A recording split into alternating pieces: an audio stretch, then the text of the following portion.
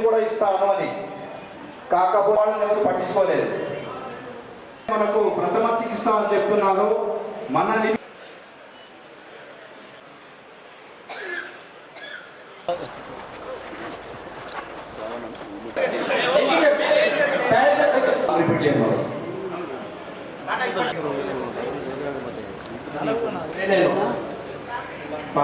అన్న శ్రీకారం చుట్టాడు. అదేవిధంగా సంవత్సరాల నుంచి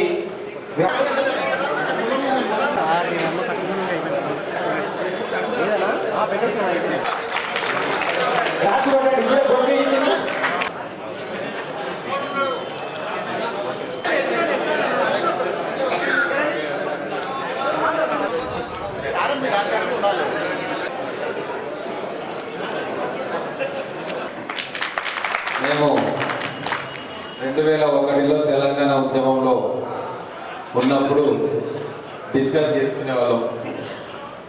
ఈ ఆర్ఎంపీ డాక్టర్ల సేవలను ఎట్లా తెలంగాణ వస్తే ఉపయోగించుకోవాలా, వాళ్ళకి ఎటువంటి ట్రైనింగ్ ఇచ్చి హెల్త్ సిస్టంలోకి వాళ్ళని తీసుకురావాలని చెప్పి ఎన్నోసార్లు మీటింగ్లో పాల్గొని చర్చలు జరిపినాం. సో అప్పుడు రాజశేఖర రెడ్డి గారు ఉన్నప్పుడు కొద్దిగా ప్రయత్నం చేసిండు. అది కూడా అర్థాంతరంగానే ఇంటిగ్రేషన్ కాదు కదా, సెపరేట్ చేసి పడేసింది మొత్తం. ఎటువంటి ప్రాముఖ్యత లేకుండా, ప్రాధాన్యత లేకుండా, మీ సేవలను తీసుకోకుండా మిమ్మల్ని ఒక రకంగా నెగ్లెక్ట్ చేసిన మాట వాస్తవం. మళ్ళీ కాంగ్రెస్ పార్టీగా మా మేనిఫెస్టోలో కూడా మీ సేవలన్నింటినీ మళ్ళీ ఒకసారి మెయిన్ స్ట్రీమ్లో తీసుకురావాలి. మీకు కావాల్సిన రిక్వైర్డ్ ట్రైనింగ్ కూడా ఇవ్వాలి. వైద్య పద్ధతుల్లో చాలా మార్పులు వచ్చినాయి. టెక్నాలజీ ఇప్పుడు బాగా పెరిగిపోయింది. ఇదివరకు డాక్టర్ దగ్గరికి పోతే చేయబట్టుకుంటుండే, కళ్ళు చూస్తుండే, అన్నీ చూస్తూ ఉండే, దాంతో అవగాహనకు వస్తూ ఉండే. కానీ ఇప్పుడు అవన్నీ ఏమి లేవు. కన్ను నొప్పి ఉందంటే ఒక టెస్టు, నడుము నొప్పి అంటే ఒక టెస్టు, కడుపు నొప్పి అంటే ఒక టెస్టు, ముట్టుకునేది లేదు, చూసేది లేదు, ప్రతిదానికి ఒక టెస్టు. అంటే అంత టెక్నాలజీ పెరిగిపోయింది. మనుషుల అవసరం లేకుండా యంత్రాల ద్వారా వ్యాధి నిర్ధారించే టెక్నాలజీ. మరి అది కరెక్ట్ ఫలితాలు ఇస్తుందా ఇయ్యదా తెలియదు, కానీ ఇప్పుడైతే అదే నడుస్తాం. ఇప్పుడు మా ప్రభుత్వం ఖచ్చితంగా గ్రామీణ వైద్యుల సేవలను, ఆర్ఎంపీ డాక్టర్ల సేవలను ఉపయోగించుకోవాలని చెప్పి కృతనిశ్చయంతో ఉంది. దానికి కావాల్సిన చర్చలు కానీ ఏ పద్ధతిలో ఉపయోగించుకోవాలి మరికొద్ది రోజుల్లో ఖచ్చితంగా మీ ముందుకు ప్రభుత్వ వర్గాల ద్వారానే తెలుస్తుంది. అలాగే కమ్యూనిటీ పారామెడికల్ ట్రైనింగ్కు అర్హత సాధించిన ఆర్ఎంపీ పిఎంపీలకు ప్రభుత్వం నుంచి గుర్తింపు కార్డు జారీ చేయాలని చెప్పి డిమాండ్ ఉంది. అది కూడా రేపు రాబోయే రోజుల్లో ప్రభుత్వం దృష్టికి తీసుకుపోతాం. మిగతా 6 గ్యారెంటీలు మేము ఇచ్చినాం. దాంట్లో అన్నీ ఉన్నాయి. దాంట్లో అర్హులు 2500 మహిళలు 2500 రూపాయలు రావడం, అది కూడా మొదలవుద్ది. ఆర్టీసీ బస్సులో మహిళలకు ఉచిత ప్రయాణం, అది కూడా మొదలైపోయింది ఆల్రెడీ. అలాగే ఇంకా చాలా గ్యారెంటీలు మేము ఇచ్చినాము. అందులో ఎవరు ఎటువంటి అర్హత ఇళ్ళ విషయంలో కానీ, తర్వాత రేపు ఇల్లు కట్టుకునే విషయంలో కానీ మా ప్రభుత్వం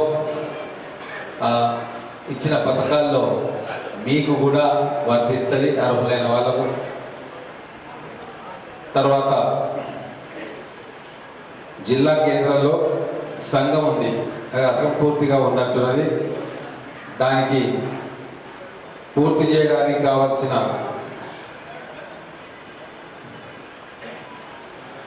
$10 lakhs అని ఉంది. పూర్తి చేయడానికి కావాల్సిన డబ్బును ఖచ్చితంగా రేపు ఏదో రకంగా టీడీపీ కోటాలు ఇస్తాం. దాంట్లో ఏమి ఇబ్బంది ఉండకపోవచ్చు.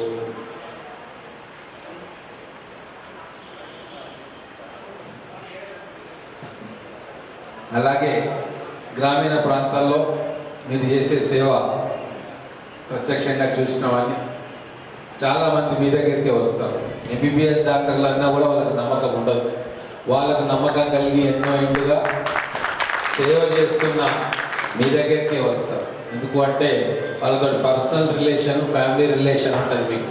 ఆ కుటుంబంలో 10 సంవత్సరాల నుంచి 15 సంవత్సరాల నుంచి మీ దగ్గరికి రావడం, ఒక అనుబంధం ఏర్పడడం, ఆ అనుబంధంతో మీ దగ్గరికి రావడం, మీరు ఆ జబ్బులను గుర్తించి ఒకవేళ మీరు ట్రీట్మెంట్ ఇస్తే మీరు ఇస్తారు, లేదు పట్టణానికో లేకుంటే హైదరాబాద్కో రిఫరెన్స్ చేస్తారు.